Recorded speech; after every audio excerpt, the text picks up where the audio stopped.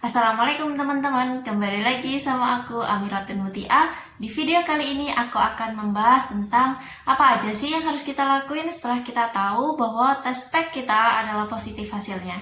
Nah, buat kalian yang penasaran seperti apa penjelasannya, tonton video ini sampai habis ya.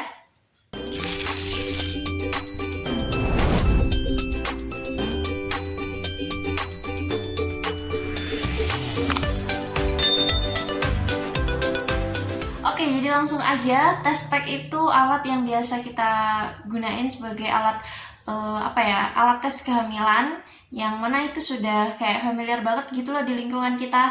Jadi kita juga gampang banget mendapatkannya di apotek, bisa di minimarket biasa juga jual. Apa yang harus kita lakuin ketika kita mendapati hasil dari tes pack kita adalah positif hamil? Nah, yang pertama kita lakukan adalah harus melakukan tes ulang. Minimal sih 2 kali ya, dan diusahain pakai merek tes pack yang berbeda. Kenapa kok sampai begitu? Karena alat tes pack itu tadi, dia hanya mendeteksi adanya hormon HCG yang berada di tubuh kita. Hormon HCG itu dihasilkan setelah adanya pembuahan pada sel telur yang ada di rahim kita. Nah, untuk itu, agar tidak ada kejadian kayak salah tes atau mungkin alatnya ada yang rusak atau alatnya mungkin dibuat dengan tidak maksimal, kan bisa aja ya, namanya juga kesalahan, sehingga ketika kita tes pack ternyata hasilnya positif. Nah, kita mending usahain untuk tes 2 kali. So, yang kedua, kita nggak boleh berlebihan senang atau juga nggak boleh berlebihan dalam khawatir karena jangan aku ini hamil palsu. Nah, jadi kita harus dalam keadaan yang kayak biasa-biasa aja gitu loh, karena baru tes pack sekali kan mungkin. Jadi kita kayak untuk ngeyakinin lagi mending tes pack 2 kali gitu loh. Supaya apa? Supaya kita itu gak terlalu, ketika kita tuh seneng banget, ternyata ketika kita cek ke dokter hasilnya negatif gitu loh, bukan hamil.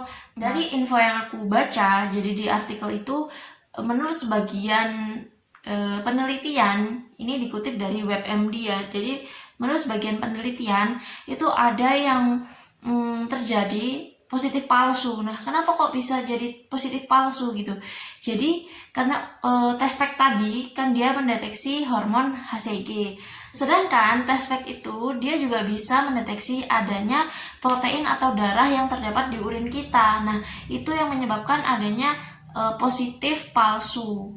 Nah, penyebabnya apa aja kok bisa sih protein atau darah itu lepas dan berada di urin kita? Itu penyebabnya ada banyak sih, kayak karena kita tuh menggunakan obat-obatan gitu loh. Jadi kayak obat-obatan hipnotik, kemudian obat-obatan penambah kesuburan. Makanya dari itu jangan sampai kita itu senang berlebihan atau khawatir berlebihan. Makanya kayak kita tuh biasa aja dulu. Takutnya ketika senang berlebihan terus nanti hasilnya negatif, kita jadi kecewa banget. Atau ketika kita tuh terlalu khawatir, jangan ini positif palsu nih, terus karena kita jadi tekanan batin, akhirnya nanti padahal kita positif, kita nggak tahu kalau kita positif, nanti jadinya nggak baik juga ke janin kita nggak tahu kalau ternyata ada janin yang sudah hidup di dalam rahim kita. Makanya kita harus biasa-biasa aja dulu. Nah, untuk memastikan kita beneran hamil apa enggak, so kita harus kita buat janjian buat ketemu sama dokter. Nah, kita buat janjian dokter atau bidan gitu loh yang kiranya nyaman buat ketemu aja gitu, untuk ngobrolin apakah bener nih aku hamil. Kita dicek USG gitu, jadi mungkin untuk lebih detailnya tuh bisa pakai USG gitu. So, kita lanjut aja ke yang keempat. Kita harus amati gejala kehamilan. Teman-teman sebagai seorang perempuan gitu ya, pasti tahulah calon ibu hamil. Nah, calon ibu hamil atau ya semua rata-rata perempuan itu hampir tahu ciri-ciri orang yang hamil itu seperti apa. Beda banget kok orang yang hamil sama yang dia masuk angin biasa. Nah, kita pasti amati. Kita juga kadang kalau kita sendiri yang ngerasain hamil, pasti kita akan ngerasa beda. Kayaknya ini aku bukan masuk angin biasa deh. Itu sih kalau aku dulu tuh kayak gitu. Jadi kayak ngerasa ada yang aneh gitu. Nah, gejala kehamilan kan gak hanya mual muntah aja, ada juga yang mood swing, ada juga yang mungkin dia ngerasain perubahan-perubahan lain kayak gitu. Dia mungkin jadi doyan makan atau mungkin jadi gak mood makan tuh. Jadi diamati aja gejala kehamilannya. Jadi poin yang kelima, kita kita usahain kita tanya ke orang-orang yang lebih berpengalaman, kayak misal orang tua kita, kemudian kakak kita, mungkin teman-teman kita yang mana udah lebih dulu hamil dibandingkan kita gitu ya. Mungkin emang mereka udah lebih punya pengalaman daripada kita tanya-tanya, bener gak sih kalau hamil itu diawali dengan kita tes pack hasilnya positif, kemudian ciri-cirinya kayak gimana, kayak gitu. Jadi kita tanya-tanya supaya apa? Supaya kita lebih kenal diri kita sendiri gitu loh. Apakah bener nih aku emang beneran hamil atau gimana gitu loh. Jadi nanti kedepannya kita tuh lebih yakin gitu loh dengan dengan apa yang kita terima, informasi yang kita terima. Jadi lebih baik kita bertanya dengan orang-orang yang lebih berpengalaman.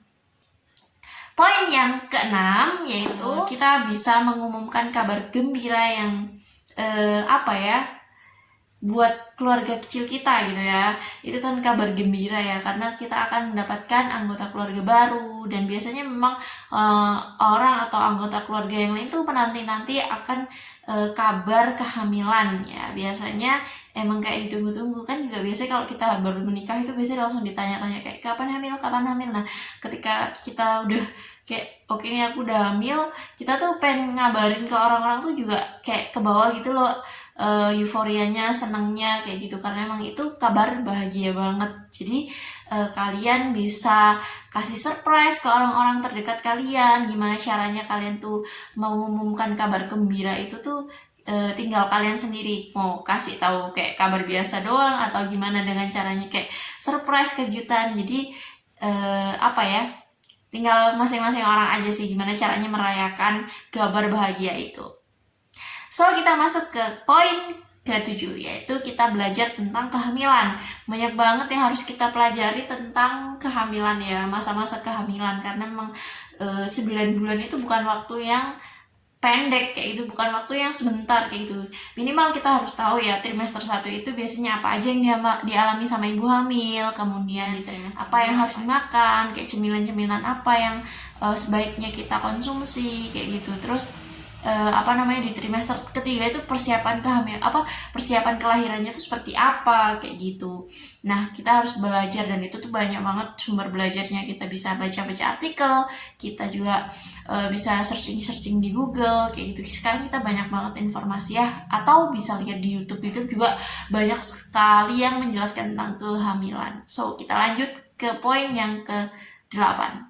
Poin yang ke-8, kita bisa ubah gaya hidup kita. Mungkin sebelum hamil kita tuh masih senang yang kayak banyak main, kemudian hidup di lingkungan yang kurang sehat, lingkungan yang kurang kondusif, yang mendukung mood kita supaya lebih baik lagi gitu. Jadi kita ubah gaya hidup. Mungkin yang dulunya kita tuh sering begadang, coba deh kita istirahatnya tuh lebih awal kayak gitu. Terus makan makanannya itu yang lebih sehat, yang real food. Mungkin yang dulunya kita lebih sering makan junk food atau makanan cepat saji, coba kita lebih sering alihin makanan kita ke real food kayak buah-buahan, kemudian makanan-makanan yang memang bukan makanan olahan ultra proses kayak gitu teman-teman. Kita lanjut aja ke poin yang terakhir ya, poin ke-9 ya.